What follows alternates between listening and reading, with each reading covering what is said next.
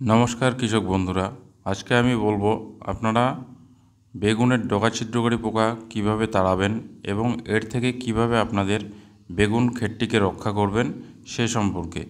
আপনারা অনেক সময় বলে থাকেন যে আমরা সমস্ত ধরনের বিষ ব্যবহার করে ফেলেছি, কিন্তু ডগা ছিদ্রকারী পোকা কোনোভাবেই তাড়ানো সম্ভব হচ্ছে না। এর জন্য আমি বলবো আপনাদের বেগুনে স্প্রে করার আগে কিছু গুরুত্বপূর্ণ কাজ আছে। এই কাজগুলোকে করে নিয়ে তারপরে স্প্রে করবেন, দেখবেন অবশ্যই আপনারা ওষুধের ভালো রেজাল্ট পেয়েছেন। এর জন্য আপনাদের প্রথমে যে কাজটি করতে হবে সেটি হলো বেগুন খেতে গিয়ে যতগুলি ছোট বড় বেগুন আছে, পোকা বেগুন আছে, সব বেগুনগুলো ছিঁড়ে এক জায়গায় করতে হবে।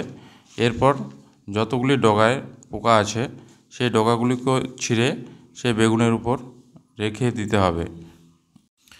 এরপর পোকা বেগুন এবং পোকা ডগাগুলিকে জমি থেকে একটু দূরে গর্ত করে বেগুন এবং ডগাগুলোর উপর মাটি চাপা দিয়ে দিতে হবে। এছাড়া আরেকটি কথা, বেগুন ক্ষেতে যাতে আগাছা পরিষ্কার থাকে সেদিকটা আপনাদের ভালো করে খেয়াল রাখতে হবে। অনেক সময় দেখা যায় চাষিরা কাজ করে ঠিকই, কিন্তু কিছুটা ভুল করে যায়।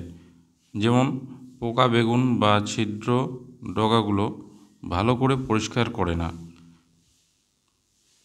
কিছু ছিদ্রকারী বেগুন বা ডগা জমিতে থেকেই যায়। এছাড়া পোকা বেগুন এবং ডগাগুলো জমির পাশে ফেলে রাখে। এর ফলে কি হয়? এর ফলে ফেলে রাখা বেগুনের সেই পোকা লার্ভা থেকে পিউপা এবং পিউপা থেকে আস্তে আস্তে মথে পরিণত হয় এবং সেই মথগুলো উড়ে গিয়ে বেগুনের গাছে বসে ডিম পাড়ে এবং 4 থেকে 5 দিন পর পুনরায় সেটি আবার ছিদ্রকারী পোকা বা লার্ভা আকারে সৃষ্টি হয়। এই কারণে বলছি, বেগুনের ছিদ্রকারী পোকা তাড়াতে হলে সঠিক পদ্ধতি অনুযায়ী কাজ করতে হবে, তবে বেগুনের ছিদ্রকারী পোকা তাড়ানো সম্ভব হবে। এছাড়া আপনাদের কিছু ওষুধের নাম বলে দিচ্ছি, এই ওষুধগুলো অল্টারনেট করে ব্যবহার করবেন এবং ব্যবহার করার সময় অবশ্যই সিলিকন বেজ আঠা ব্যবহার করবেন। এই ওষুধগুলো হলো অ্যাম্প্লিগো, ডেলিগেট, সিমোডিস, কোরাজিন, ফেম, ভলিউম ফ্লেক্সি, ভায়াগো, ট্রেসার ইত্যাদি।